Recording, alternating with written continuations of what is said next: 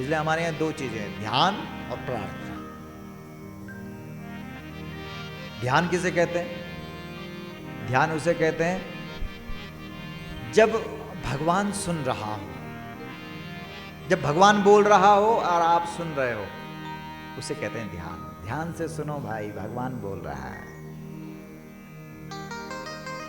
इसलिए ब्रह्म मुहूर्त में लोग ध्यान करते हैं, आंखें बंद करके सुन रहे हैं।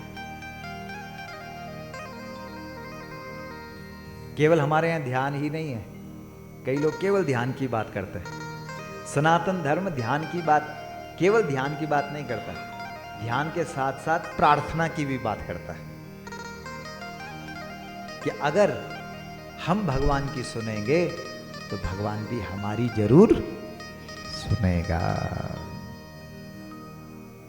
इसलिए हमारे यहां जब हम सुनाते हैं भगवान को तो उसे क्या बोलते हैं? जोर से बोलो, प्रार्थना।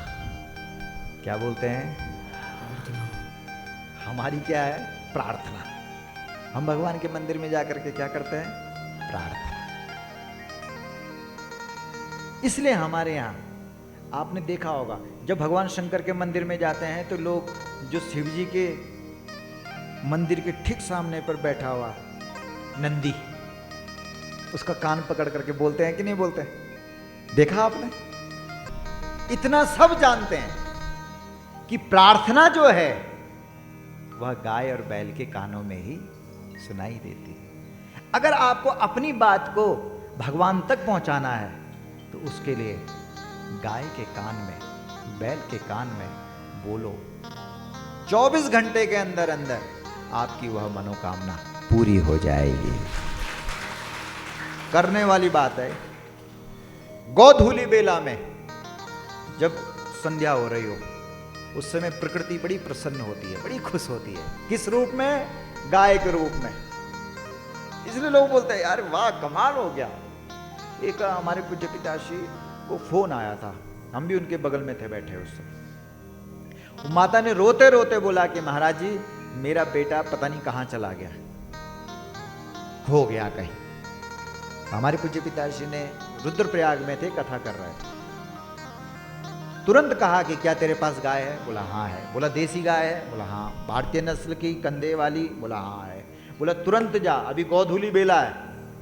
सबसे ज्यादा प्रसन्न गौ माता गोधूली बेला के समय होती है, और उसके कान में बोल।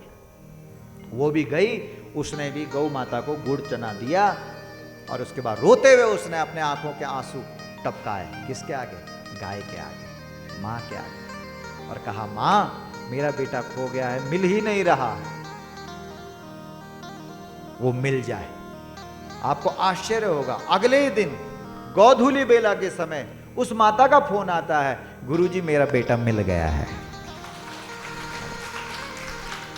इसलिए मेरे भाई प्रार्थना करते हो तो इधर उधर क्यों करते हो? लोग अड़ोसी पड़ोसी के पास जाकर के बोलते हैं अपना दुख दर्द, नहीं सामने पे वो बोलता है कि तेरे साथ बहुत बुरा हुआ, और जैसे ही तुम चले जाते हो उसके बाद बोलता है बहुत अच्छा हुआ, ऐसा ही होना था। संसार के लोगों के पास अपनी तकलीफ मत बोलो, बोलना ही है तो गौ माता के कान में बोलो।